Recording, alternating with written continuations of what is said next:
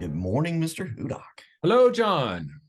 So, and this depends to some degree on industry and things like that. We're focused in that financial services and IT space, and there's a plethora of people offering services in our arena. But prospects are really at a phase where they feel, whether it's real or not, doesn't matter, but they feel like anybody they talk to can pretty much do the same thing for them. Mm. So the battle then becomes, it usually orients towards price. And I think the big problem here is too many salespeople in our arena don't know how to differentiate themselves and behave in a manner that's going to jolt a prospect a little bit. And not in a bad way, but sort of jolt them out of that malaise of, all right, you're the eighth person and everybody said the same thing to me so far, kind of thing. So can you speak to, and I don't want to go generically with this, but maybe we have to some degree, but speak to how to start differentiating yourself basically now, tomorrow, change. Mm. You said something magically in your opening remarks there, which is the person said, you're the eighth person that has said all of this. And I think there's the problem that most people in sales, they show up and they throw up. They show up and then they start saying, well, here's what we do and here's how we do it. And the prospect's sitting there going, I've seen this, I've heard it. There's nothing different about you.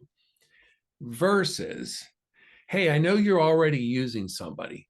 My guess is they're really good and you love them.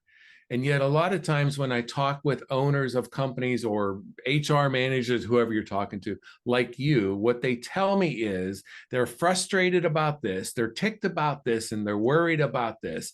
Is any of that stuff real for you? That, in essence, is what is called a 30-second commercial. It's an opportunity for you to go, I know who my competitors are. And for each competitor, I know what their top 3 weaknesses are.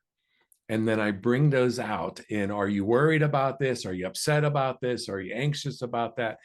And I lay out those 3 bullet points of my weaknesses of my competitor. And if the buyer bites on one of those, I simply say, tell me more, and away we go. And if they don't bite on one of those, I'm more than likely not going to get a sale. So I guess at the end of the day, John, quit telling about yourself, start asking really, really good questions. Yeah, and a couple things are fast. So you're describing in essence, how do you start driving a wedge between you and the incumbent, you and the other competitors, all that good stuff. And I think, I guess for me, it was a little bit of an aha moment as you were talking through that.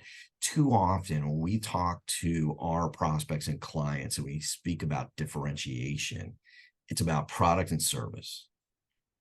And the differentiation really needs to be around how you conduct yourself in the appointment and the questions you ask and the feeling you leave that prospect with. Your product is not going to be so magically different than your competitors that everyone's going to come to you and say, let me buy. It's just not how things play out in these arenas. So how you conduct yourself is the differentiation, not the product or the service. Right. And in your world, if you're talking to a potential prospect for PT and the person says, oh, we've used appointment setting firms in the past, you go, fantastic. My guess is you're still using them and they're bringing a lot of appointments to you. And the person goes, oh, no, we quit using them 2 years ago. Oh, well, tell me why. Well, because the appointments weren't very well qualified. Oh, well, why do you think that is? See how different that is versus, yes, hey, you work with us, we get you highly qualified appointments, and it looks like this. Ask the right questions, you'll get the pay. Well, and the prospect then starts to, everybody knows what I mean by the phrase, but they sort of start talking themselves into action with you. And that's such a difference versus, well, you told me, right, and latching onto that. So, yeah. All right, buddy. So prospects, before you go, prospects will believe their own data. They won't believe yours. Yes. Yes. All right, get out of here. See you. Take care.